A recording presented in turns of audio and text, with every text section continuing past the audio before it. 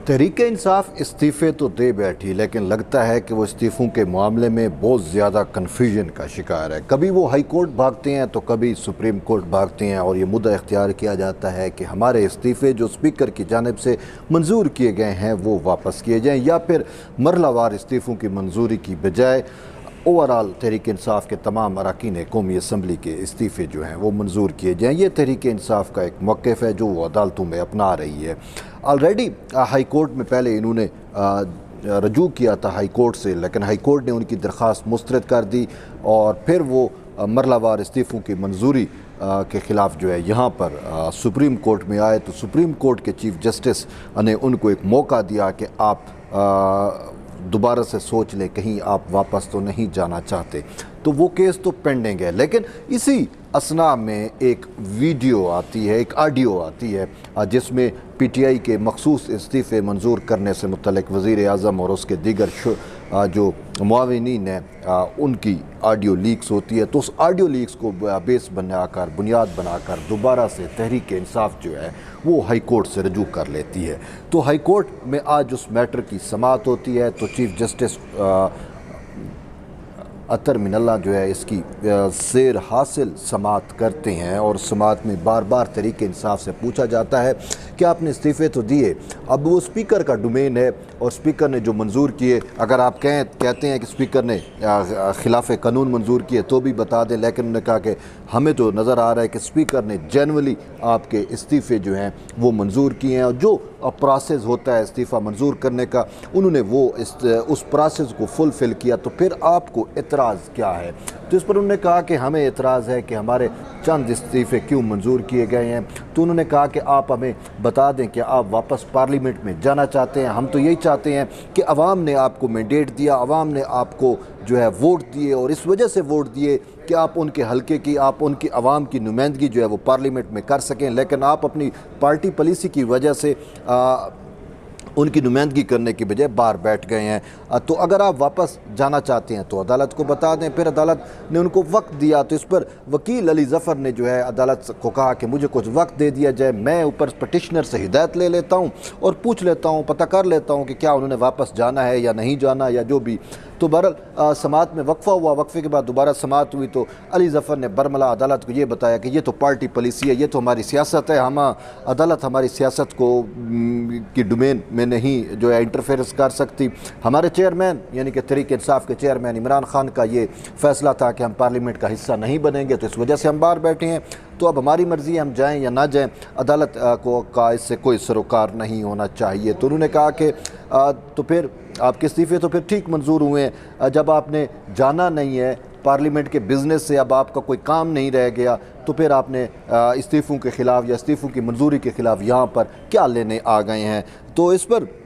उन्होंने कहा कि ज़िमनी इलेक्शन जो है वो होने को है, तो उन्होंने कहा फिर आप ज़िमनी इलेक्शन में जाना चाहते हैं तो फिर तो इस्तीफ़े ठीक मंजूर हुए हैं। तो यूँ तहरीक इंसाफ के पास कोई जो है मास या लेम एक्सक्यूज़ के कोई ठोस मुद्दा या सॉलिड ग्राउंड नहीं थी स्पीकर कौमी असम्बली के ख़िलाफ़ या उसके वो जो डोमेन थी जो उन्होंने इस्तीफ़े मंजूर किए हैं। तो यूँ अदालत में भी वो आइन शाइन बैंक करते रहे और कोई ठोस या सॉलिड ग्राउंड नहीं दे सके और इस पर मामला जो है वो गैर मुय्यना मुद्दत तक के लिए अदालत को मुलतवी करना पड़ा। ये तो आज हाल अहवाल है, लेकिन मैं आपको बताऊं कि पहली दफ़ा ऐसा होता है कि एक मैटर जो ऑलरेडी सुप्रीम कोर्ट में पेंडिंग हो तो वो हाई कोर्ट में फिर कैसे जा सकते हैं, क्योंकि मैंने जैसे आपको बताया कि हाई कोर्ट ने ऑलरेडी तहरीक इंसाफ की मखसूस इस्तीफ़े मंजूर करने से मुतल्लिक जो दरख्वास्त है उसको मुस्तरद करके एक फ़ैसला दिया था और उस फैसले के ख़िलाफ़ तहरीक इंसाफ जो है सुप्रीम कोर्ट में आ गई और उसमें भी समाअत भी हो चुकी है। एक होता है ना समाअत भी ना हो या उसकी समाअत मुकर्रर ना हुई और समाअत हो चुकी, और उस समाअत में तहरीक इंसाफ खुद वक्त ले चुकी है। जब chief justice Umar Ata Bandial supreme court के में जब समाअत हुई तो उन्होंने कहा कि हम आपको मौका देते हैं, आप सोच लें, समझ लें कि हम तो यही चाहते हैं कि आप असम्बलियों में वापस जाएँ। तो इस पर उन्होंने वक्त लिया, तो लेकिन इसी असना में जब ऑडियो इमर्ज हुई तो वो दोबारा चले गए। बहरहाल यही सारी चीज़ इस बात का की अक्कासी करती है कि तहरीक इंसाफ जो है वो इस्तीफ़े तो दे बैठी है जज्बात में आके, लेकिन अब वो पछता आ रही है और उसको समझ नहीं आ रही वो क्या करे। तो इसी वजह से वो अदलिया के कंधों पे बंदूक रख के चलाना चाह रही है और किसी हद तक ख़ुद सुप्रीम कोर्ट या अदलिया जो है उसमें नरम गोशा मौजूद है तहरीक इंसाफ के लिए। अब तक के हमने जितने मामलात देखें ओवरऑल, इस्तीफ़ों से भी हट के ओवरऑल जब देखते हैं तो तहरीक इंसाफ की अगरचे पार्लियामेंट में अपोजिशन अब नहीं है, लेकिन यहाँ हुकूमत के लिए अपोजिशन का जो किरदार है वो इस अदलिया की जानिब से हो रहा है। और ये बरमला चीफ जस्टिस उमर अता बंदयाल ने एक केस के अंदर रिमार्क्स देते हुए भी बरमला ये कहा था कि अब सियासी सूरत हाल तब्दील हो चुकी है। तो इस पर जस्टिस मंसूर अली शाह ने उनको काउंटर भी किया था। उन्होंने कहा अगर बाहर की जो सियासी सूरत हाल तब्दील हो चुकी है तो क्या फिर सुप्रीम कोर्ट भी सूरत हाल तब्दील हो, यानी कि अगर कौमी असम्बली में तहरीक इंसाफ नहीं रही तो क्या अब तहरीक इंसाफ की हिमायत यहाँ से भाई सुप्रीम कोर्ट से हो? ऐसा नहीं हो सकता। ये जस्टिस मंसूर अली शाह के ऑन द रिकॉर्ड रिमार्क्स मौजूद हैं चीफ जस्टिस उमर अता बंदयाल की ऑब्जर्वेशंस के ऊपर। और इसी तरीके से सिर्फ ये नहीं, आपने देखा कि हुकूमत जो कदम उठाती है, जो इक़दाम करती है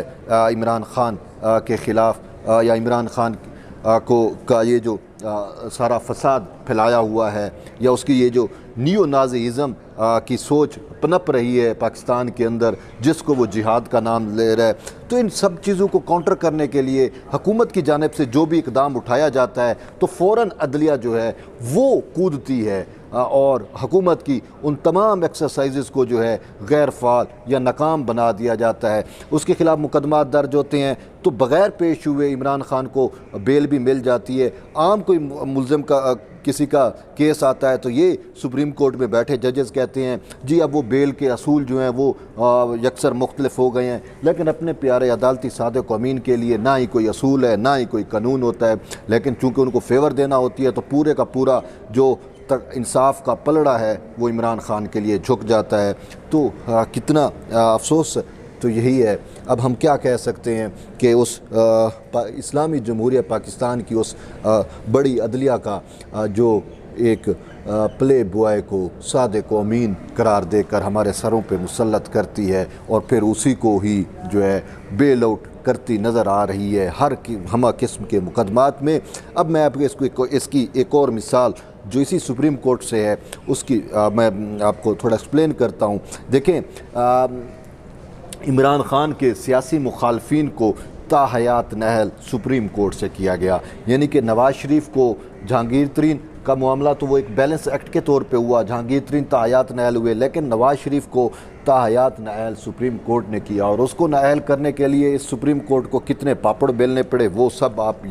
को याद है कि पनामा से मामला चलता चलता अकामा पर फिर उसको नहल किया जाता है, ताहयात वो भी सारी ज़िंदगी के लिए ताहयात नहल हो जाते हैं। लेकिन अब जब इमरान खान की बारी आती है, क्योंकि इमरान खान के ख़िलाफ़ तोशा खाना का केस इलेक्शन कमीशन में ज़ेर समात है और क्यास यही है कि वहाँ से वो नहल हो सकते हैं और वो भी ताहयात नहल हो सकते हैं। तो अब ये इस चीज़ पे हैं कि ताहयात नहली वाला जो शिक है आर्टिकल 62(1)(f वो जो शिक है वो ड्रैकोनियन है, यानी कि वो आइन के जो शिक है वो भी अब ड्रैकोनियन हो गई। आज चीफ जस्टिस उमर अता बंदयाल कहते हैं कि किसी को ताहयात नहल करना जो है वो अब आसान नहीं रहा। हम मानते हैं किसी को ताहयात नहल करना आसान नहीं है, लेकिन नवाज़ शरीफ और जहांगीर तरीन को तो आपने बड़ी बेआसानी से जो है वो नहल कर दिया था। अब जब अपने इमरान खान की बारी आती है तो आपको वो कानून भी जो है काला नज़र आ जाता है, आपको वो शिक सादिक अमीन की बारी आती है तो कानून भी ड्रैकोनियन हो जाता है और काला हो जाता है। बहरहाल देखते हैं कि इस अदलिया को जो है वो इमरान खान को बेल आउट करने के लिए और कितने पापड़ जो हैं वो बेलने पड़ते हैं। ये सदर जरदारी ने ठीक कहा था कि ये सब जो हैं वो एक्सपोज होंगे और ये अदलिया से लेकर और इमरान खान के जितने भी चाहने वाले जिस जिस इदारे में बैठे हैं वो सब के सब जो है आवाम की नज़रों में एक्सपोज हो रहे हैं। देखें, बात बड़ी सिंपल सी है, जिसको ये अदालती सादिक अमीन कहते हैं आवाम अब उसे फितने के नाम से जानती है। अब देखते हैं कि अवाम उस फितने को कितनी देर तक जो है वो बेल आउट किया जा सकता है या किया जाता है। बहरहाल जुड़े रहिए तैयब बलोच के साथ, इंशाल्लाह दोबारा मिलते हैं एक नई वीडियो के साथ। तब तक के लिए इजाज़त दें, अल्लाह हाफ़िज़।